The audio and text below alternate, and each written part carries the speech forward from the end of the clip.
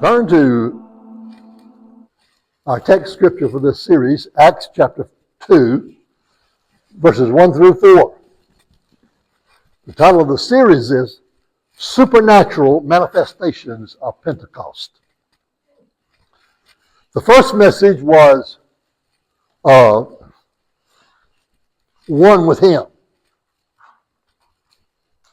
The second message this past Sunday was sights and sounds of heaven. Now, I want to continue that one this morning. It'll be part 2. This is sights and sounds of heaven, part 2. We talked more about the sounds this past week. We're going to look more into the sights and sounds this morning. But let's read Acts chapter 2, verses 1 through 4.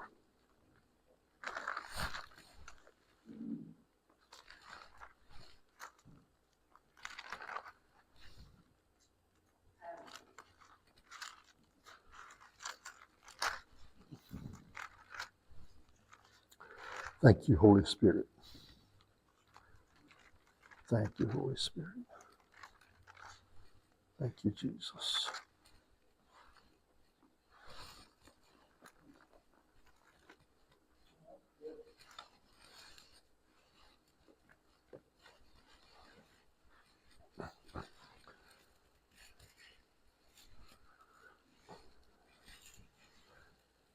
And when the day of Pentecost was fully come, they were all with one accord in one place.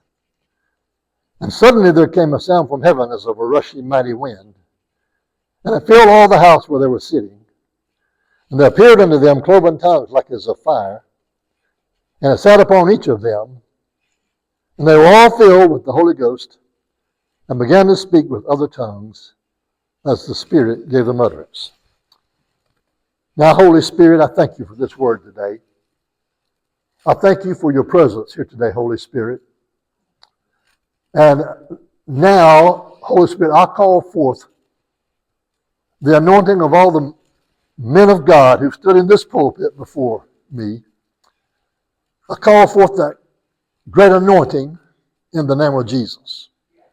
I call forth, Holy Spirit, the anointing of the great men and women of God that have brought your kingdom to bear upon this earth in the past. Men like T.L. Osborne. Men like Oral Roberts. Men like William Branham. Men like Kenneth Hagin. Women like Catherine Coleman. Other great men and women of God that have brought forth the anointing of your kingdom into the earth. I call forth those anointings in this house here today. Hallelujah. Lord, I call them forth to work through us as a people, as a body, to change this community and to change our world.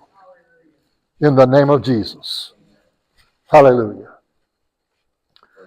Hallelujah.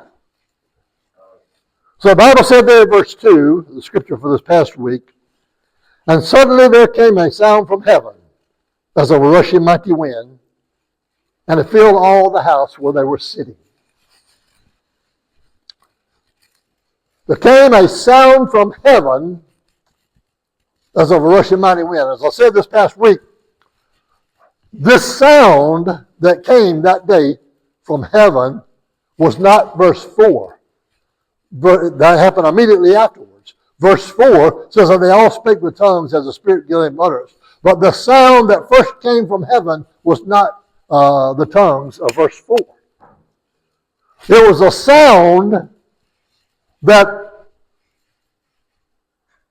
was a reality in heaven that was about to become a reality on earth.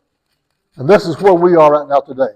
We need what's going on in heaven to become real to us right here and right now. We need a manifestation of heaven on earth.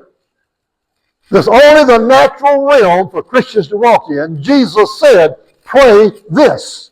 Your kingdom come, your will be done, Father, on earth as it is in heaven. If we walk in any other element as born-again believers, we're out of step, we're out of place, and we are missing God. Our environment is the fullness of the Holy Spirit. Our environment is whatever is sounding in heaven to sound in our spirits on the earth. Our environment is whatever is manifesting in heaven to manifest in our spirits right here on the earth. Now, you can read the Bible of some of the amazing things that different men and women of God saw as they peered into heaven in days of old as well as in the New Testament. And you see sights that they tried to describe in their own words and language and failed to give us the exact thing because the words could not define them. But we read about these sights of heaven, and even in our own language today, we fail to try to describe and to understand what exactly these men and women of God saw as they peered into heaven. As we go along today, I hope we'll understand that that's a real tragedy in the church. That we do not fully perceive and understand and know what is going on in heaven because we're supposed to. Amen. I realize that that's a foreign thought to many Christians. And to all denominations probably. And to many preachers. But you and I are supposed to know and see and hear what heaven is doing and what's happening in heaven, and to experience the greatness and the majesty of all those things that earth language cannot understand and cannot describe. They're supposed to be reality to you and I. Folks, this is real. This relationship, this experience that we have with God is real. I hope we haven't settled in to make this a church-going experience. We need the kingdom of God to come alive in us. So, they heard this sound before anything else happened. They heard the sound of heaven that sounded like a rushing mighty wind. I said this past week that what this was the sound. It was a loud, like a rushing mighty wind. It was a loud sound coming from heaven to earth. And what it was the Holy Spirit breaking into earth's atmosphere. The Spirit of heaven breaking the barriers of earth's atmosphere and rushing in upon the 120 that were in that room that day. They heard a sound. I'm not going to go into all of last week's message, but we talked about how Elijah heard the sound of abundance of rain after 3.5 years of drought upon the earth, which, by the way, he ordered from heaven. Elijah, because of the great wickedness of Israel and the great wickedness of many of the kings in a row, and culminating in that confrontation with Ahab and Jezebel, who were the most wicked of all the ones who had been there, and because of it, God had instructed Elijah to call for a drought upon the earth, no rain. And he did it. And for 3.5 years, there was no rain upon the earth, and everything was dying. Everything. I mean, they'd gotten into cannibalism, even, trying to stay alive.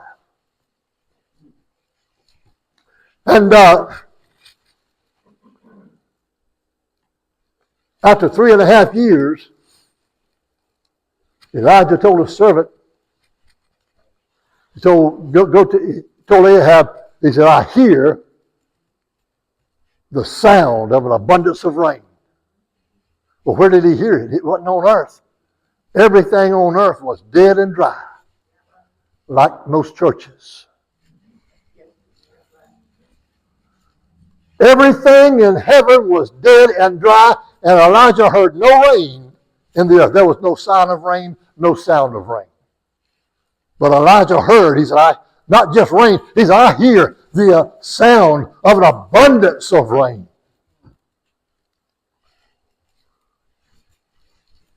And so he told Ahab, get down from here, get in your chariot and go before you get caught in a mudslide. So, and it still hadn't rained yet. And not only had it not rained, there hadn't been any sign of rain. But Elijah heard in his spirit the sound of an abundance of rain in heaven, and he proclaimed it forth in the earth. Then, after he told Ahab to go to get down from there, Ahab went to ride to Jezreel. I didn't know I was going to get back into this again this morning, but when Ahab went to began to go to Jezreel, then Ahab went up on the Mount Carmel, he and his servant, and Elijah, not Ahab, Elijah goes up on the Mount Carmel, him and his servant, and there Elijah begins to pray in what he had heard in heaven.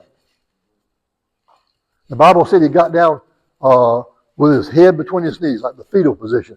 There's all these things in heaven that are real and that are so powerful and so majestic. Some of them have to be birthed in through prayer. Amen. Abraham. I'll get to all of the patriarchs here in a minute. Elijah got in a fetal position and birthed in prayer and into a drought of 3.5 years and brought rain to the earth. He told his servant, he began to pray, told his servant, go out and see if you see a sign of rain. The servant went out and come back, and he said, nothing. So Elijah told him to go 7 times while I pray. 7 times the servant went. Finally came back and said, I see a little small cloud the size of a man's hand. And Elijah got so stirred in the spirit, so anointed, that he began to run ahead of Ahab to Jezreel, Ahab in chariots, Elijah running on foot, which was a 30-mile distance, outran the chariot of Ahab. I think we could probably sum that up in one word. Anointing. Anointing. But our lack of anointing is a clear sign that we haven't seen or heard anything from heaven. When we see and hear the things of the kingdom of God in our spirit, it's going to have an anointing effect on us.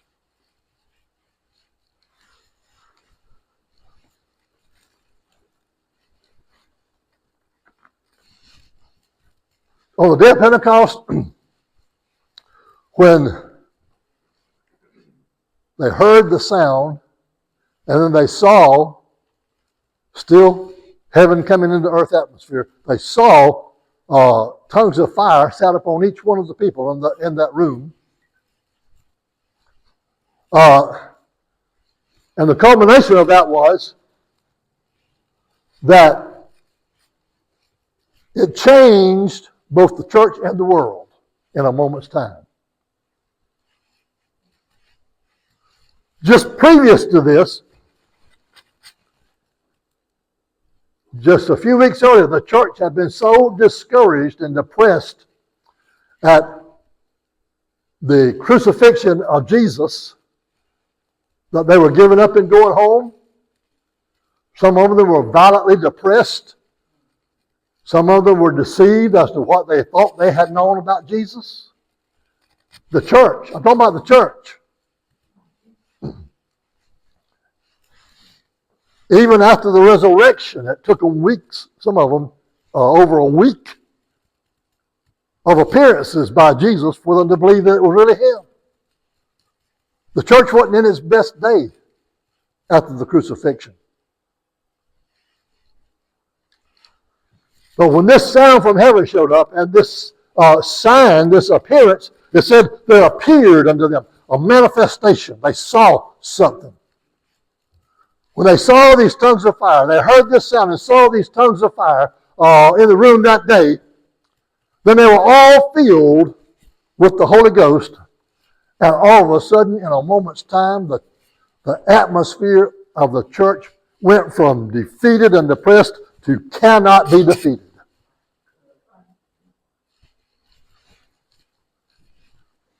Peter, who had failed Jesus miserably at the crucifixion at the cross, and had proclaimed that he was going back to his occupation of fishing, was not going to be a part of this thing anymore, cursed and denied that he even knew Jesus at all. This same Peter, after having been filled with the Holy Spirit immediately thereafter, stood up to the same people who had had Jesus crucified and said to them, "You have by wicked hands taken and slain the Son of God, but God hath raised him up, and now he is Lord of all." A whole different atmosphere in the church. And the world, those that Peter was preaching to that had just recently had Jesus crucified, they cried out and said, "Oh God, what must we do to be saved?"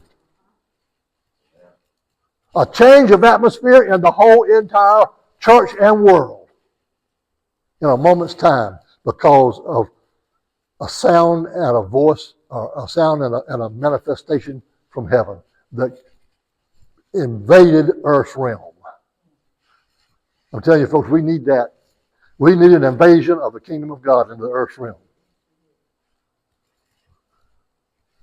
It's supposed to be our natural environment. You talk about climate control. These are wacko environmentalists.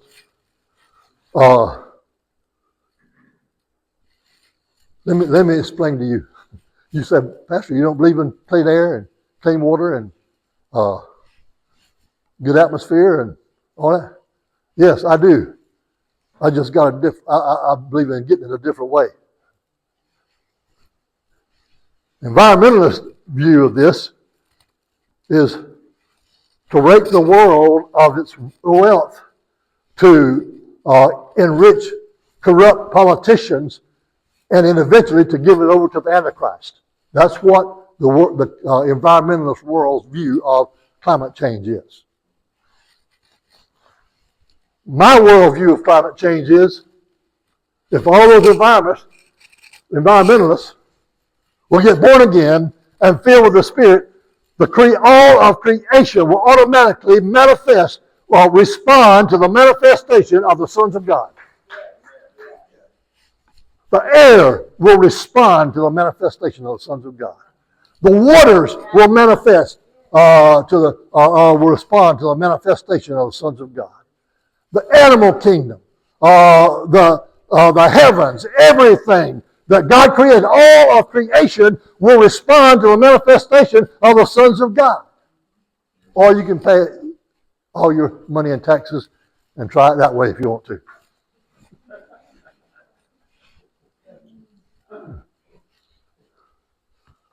I'll just go ahead and throw a plug in right here.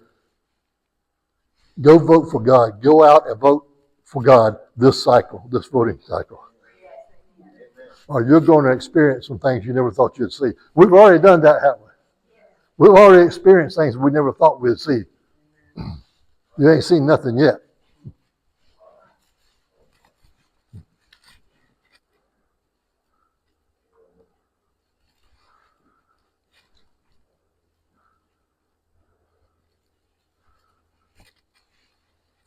World-changing events will take place when we experience God from this spirit dimension. When we experience God from this realm, the spirit realm that invaded earth on that day of the day of Pentecost, we will see world change. Oh, I know there will always be sin, and there will always be devils, and there will always be some things wrong in this world until Jesus comes back for the millennial reign. I know about that. But we can affect the world's atmosphere to the point that it does not destroy everybody before it's time.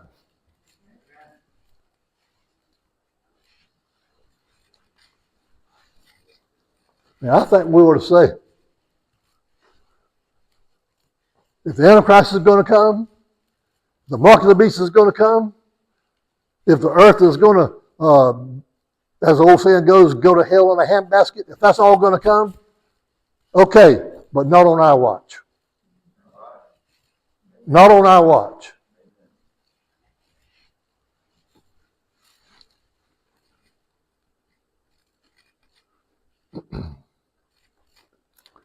Over in 2 Kings, the 6th chapter. That's amazing. I always used to have to look for it with you, but I turned to the very page. 2 Kings chapter 6. I'll tell you the story of it, and then we'll start reading with verse 13. This is the story when Elisha was the prophet, and Syria was trying to destroy Israel and trying to attack them. And so the king of Syria was sending his army to certain places to ambush the army of Israel and to overtake Israel, kill the king and overtake Israel. So he sent out his army to lay in wait and ambush the army of Israel. And every time he had stationed them somewhere, Elijah would tell the king of Israel, that's where they are, right there. And they're waiting for you. And the king of Israel would respond. After this happened a few times, the king of Syria says, oh, we got a mole. We got a spy in the camp. Somebody's telling the king of Israel what my plans are. So he calls all of his people in. This is the way you get killed in Muslim countries, and if they think you're a spy, or communist countries, if they think you're a spy, whether you are or not, you're going to get killed. Well, so the king of Syria calls in all of his close, we'd call it a cabinet, his cabinet, calls them all in and says, okay, which one of you is it? Which one of you are telling the king of Israel what I'm planning every time? And one of them spoke up and said, no, king, it's not any of us. He said, there's a prophet over in Israel called Elisha. And said that he's telling the king of Israel everything you say in your bedroom. That's heaven invading earth. And so the king of Syria says, okay, we'll go after him. And so Elisha and his servant are camped in a place called Dothan. And they wake up one morning, the servant goes out, and all of a sudden he sees the vast army of Syria surrounded them. And so I think that's where we start in verse 13. No, let's start up with verse 13. Is that what I said, 13? Okay. In verse 13. And he said, this is the king of Syria, go and spy where he is, that I may send and fetch him. And it was told him, saying, behold, he is in Dothan. Therefore sent he thither horses and chariots, and a great army, great host, great army. And they came by night and compassed the city about. And when the servant of the man of God rose up early and gone forth, behold, a host compassed the city, both with horses and chariots. And his servant said unto him, alas, my master, how shall we do? In other words, what shall we do? Oh, Elisha, prophet, what shall we do? We are surrounded by a great army of enemies that have come here to get us. What shall we do? And Elisha says, oh, don't worry about it. There's more with us than there are with them. Now, you know what the servant had to be thinking. Prophetic people already people in the church have been put on watch. Be careful about them prophetic people. They say some weird things. Matter of fact, pastor sometimes gets weird in his messages. I don't know about all this stuff the pastor's even preaching. And for sure, watch out for these prophetic people. You know what? You're supposed to be prophetic. Every single person that has the Holy Spirit is supposed to be prophetic.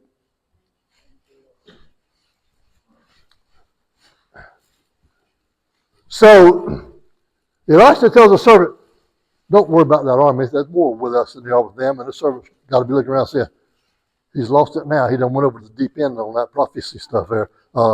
There's nobody here but me and him. And so Elijah prays. I guess I don't know whether to read it or just tell it. Read it, okay. So, verse 17. Elisha prayed and said, Lord, I pray you, open his eyes that he may see. And the Lord opened the eyes of the young man, and he saw, and behold, the mountain was full of horses and of chariots of fire round about Elisha. You see, heaven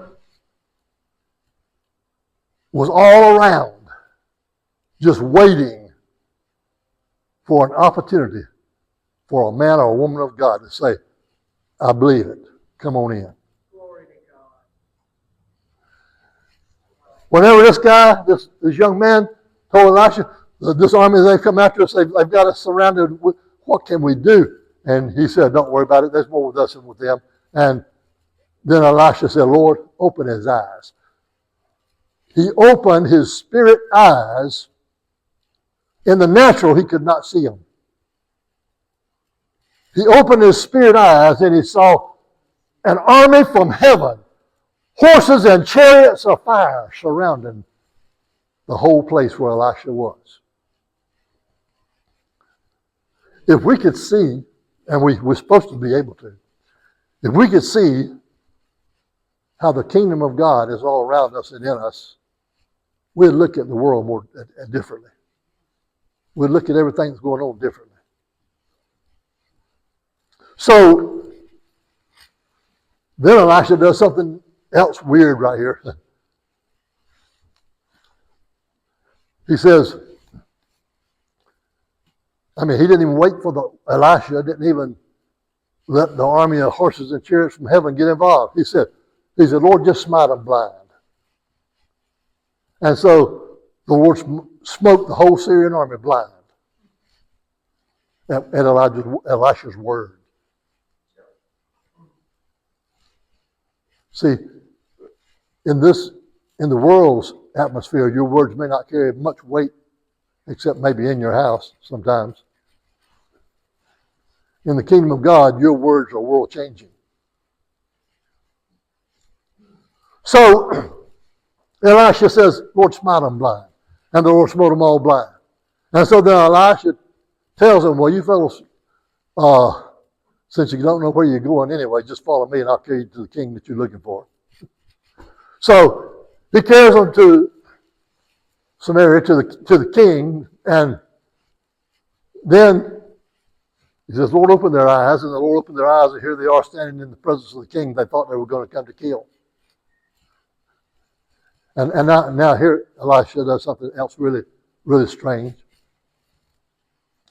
The king, Israel's king, now he's got them all captive right in front of him. He says, okay, Elisha, what should I do? Kill them all? Elisha says, no, feed them and let them go. I got to read that, don't I? I guess I saw the look on your faces. Okay. Verse 20, and it came to pass when they were coming to Samaria that Elisha said, Lord, open the eyes of these men that they may see. And the Lord opened their eyes, and they saw. And behold, they were in the midst of Samaria. And the king of Israel said unto Elisha, when he saw them, my father, shall I smite them? Shall I smite them? And he answered, Thou shalt not smite them. Would you smite those whom you had taken captive with your sword or with your bow? Set bread and water before them, that they may eat and drink and go to their master. And he prepared a great provision for them, and when they had eaten and drunk, he sent them away, and they went to their master. So the bands of Syria came no more into the land of Israel. Now, this is not the way I would have done it. Jesus does a lot of things different than I would do it. I'd have said, yeah, kill them. They came here to kill you. Go ahead and kill them. And then you won't have to worry about them anymore. But Elisha said, no, feed them and then send them away. I got to talk some more to Jesus about this here turning the other cheek business. I'm not there yet. I'm sorry.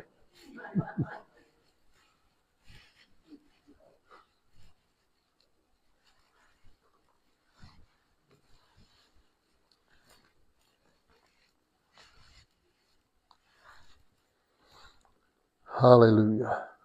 Hallelujah. I'm going to end with a verse here that I read this past week.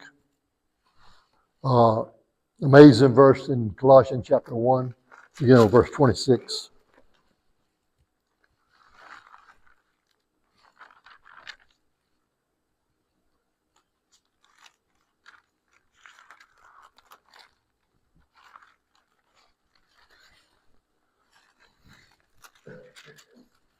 Colossians chapter 1,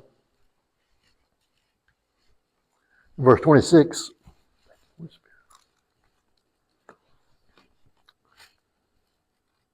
Even the mystery which has been hid from ages and from generations. A mystery of God that has been hid from all the generations in the past. Even from the prophets. The mystery, Paul says to the church of Colossae, the mystery that's been hid from ages and generations, but now is made manifest to his saints. Isn't that amazing? We're going to read the next verse. Isn't that amazing? That God wants us to hear from heaven and see from heaven things that even the great prophets of old couldn't see and hear. I mean, we look at the things they did see and hear, and we think, well, that's it. That's all there is. I mean, they saw everything. No, they didn't see what you and I can see. God reserved some things just for us. Just for the church in this day, in the day that we're living in. He reserved some things for us. The mystery, the whole mystery of how the kingdom of God was going to work on earth, God reserved that knowledge for us, that revelation. The mystery of how the kingdom of God was going to operate and work in the earth. So he said in the next verse there, to whom God would make known what is the riches of the glory of this mystery among the Gentiles, which is Christ in you, the hope of glory. You see, you and I, something happened that day on the day of Pentecost when the Holy Spirit broke through Earth's atmosphere and they heard the sound from heaven and they saw an appearance from heaven and then the Holy Spirit filled them. They entered into a brand new dimension in God that other people had not been able to walk in before. That dimension is that now all the things they saw out there, even the miracles, even the power of God manifest in their day, even their visions into heaven, even Abraham seeing Jesus in a Christopathy, all of the great things that the men and women of God in the Old Testament saw, even all of that, there was something greater. And he said that what's greater is that there's coming a day that you're going to enter into a new dimension and you'll be able to see and know all the riches of God's glory. That day came on the day of Pentecost when the Holy Spirit broke through Earth's atmosphere and a sound from heaven and an appearance from heaven manifest, and they were all filled with the Holy Spirit. He now came inside of them. That was the first message that I preached in this series. He entered inside of them, became in their spirit, and now the kingdom of God is in us. Jesus told some people one time, they asked him about when's the kingdom going to come, when we're going to be in charge, us Jews, when we're going to be in charge. Jesus said, the kingdom of God comes not with observation. In other words, you can't see it with your natural eyes. He said, but it is in you. Jesus told Nicodemus, except a man be born again, he cannot see the kingdom of God. Now, word see there, I like the word, one of the descriptive words of it better. He cannot see, one of those words describing that word see there is perceive. Jesus said to Nicodemus, except a man be born again, he cannot perceive the kingdom of God. You know, see kind of sounds like it limits our vision to what's in front of us. Perceive is your spirit seeing and understanding what's going on. So Jesus told Nicodemus, except a man be born again, he cannot see the kingdom of God.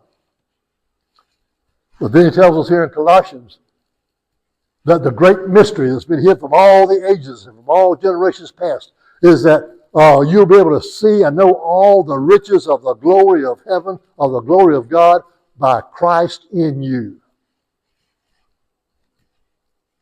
The kingdom of God ought to just flow out of us. Miracles, healings, prophecies, wisdom, all the glories of heaven should just proceed out of us. We're walking in a minute amount of dimension of God's glory compared to what we're supposed to be walking in.